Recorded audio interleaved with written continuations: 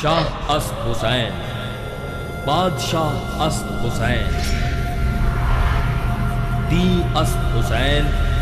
دی پناہ اسد حسین، سرداد نہ داد دست در دست یزید، حقاق بنائے لا الہ اسد حسین، اسد حسین۔ اللہ سبحانہ و تعالیٰ نے قرآن مجید میں فرقان حمید میں جیسے ارشاد فرمایا ہے اور شروع میں اس کا ذکر بھی ہوا، اللہ کے رسول صلی اللہ تعالیٰ علیہ وسلم نے فرمایا کہ میری امت، میں تم سے کوئی بدلہ نہیں مانگتا، میں نے جو تمہیں تبلیغ دین کی ہے، اللہ کا پیغام تم تک پہنچایا ہے، اس کا میں تم سے کوئی بدلہ نہیں مانگتا، مگر کیا ہے کہ الا المودۃ فی القربیٰ، کہ میری اہل بیت کے ساتھ، میری آل کے ساتھ مودت اور محبت مانگتا ہوں کہ وہ ان کے ساتھ محبت کا رشتہ رکھنا۔ تو یہ چیز صحابہ کرام رضوان اللہ تعالیٰ علیہم اجمعین ان کی اولادوں میں اور مسلمانوں میں بڑی عام تھی، اور ان کو پتہ تھا کہ آل رسول کا کیا مقام ہے اور اہل بیت اطہار کی کیا فضیلتیں ہیں، یہ سب جانتے تھے۔ یزید اور اس کی قوم تو قوت اور اقتدار کے نشے میں دھت تھی، اور ان کو اس مقام سے وہ واقف ہونے کے باوجود بھی تجاہل عارفانہ سے انہوں نے کام لیا، لیکن جو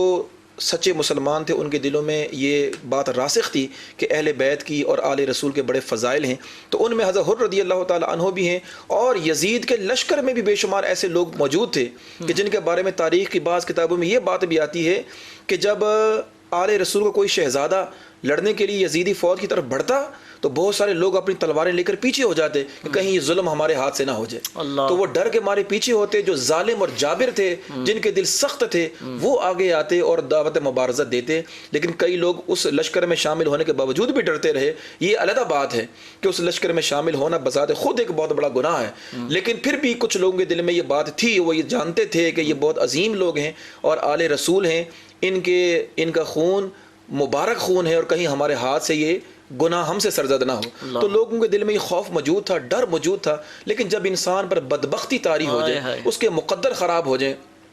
اللہ سبحانہ و تعالیٰ اس سے ناراض ہو جائے، تو جب خدا تعالیٰ کی لعنتیں ان کو مل جائیں، خدا کی ناراضگی ان کو مل جائے، تو پھر کوئی چیز نہ آنکھ کام کرتی ہے نہ دل کام کرتا ہے، اور ساری قوتیں جواب دے دیتی ہیں۔ ان بدبختوں کے ساتھ یہی ہوا کہ وہ جاننے کے باوجود بھی انہوں نے امام علی مقام رضی اللہ تعالیٰ عنہ اور آپ کی اصحاب کے ساتھ جو ہے انہوں نے یہ ظلم کیا۔ آپ کا یہ جو سوال پہلے بار اس کو میں ذرا کنٹینیو کر لوں، وہ آدھا رہ گیا تھا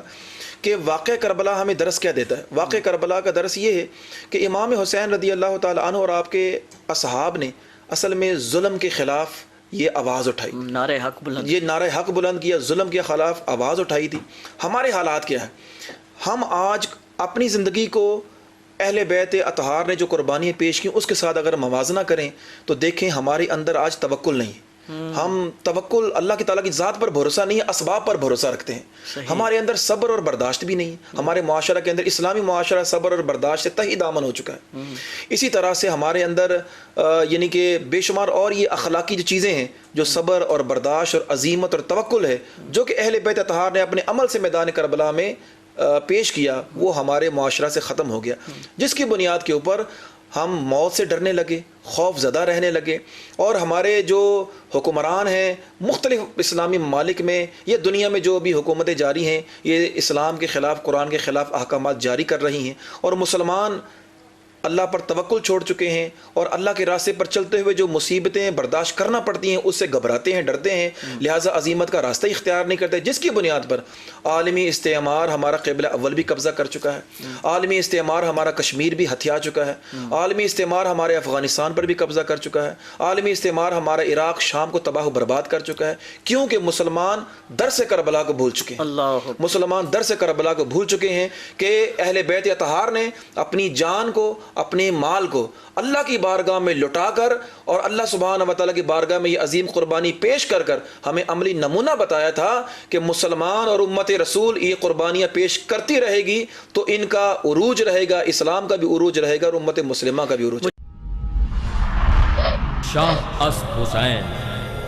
بادشاہ اسد حسین، دی اسد حسین،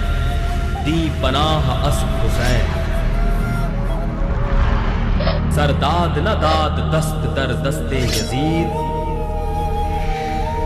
حقاق بنائے لا الہ اسد حسین، اسد حسین۔